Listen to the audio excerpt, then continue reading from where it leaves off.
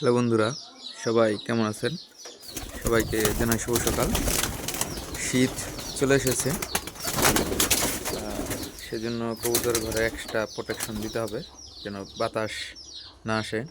খাবারও কিছু চেঞ্জ কবুতরের ঠিক আছে। কবুতরের খাবারের সরিষাটা অ্যাড করতে হবে।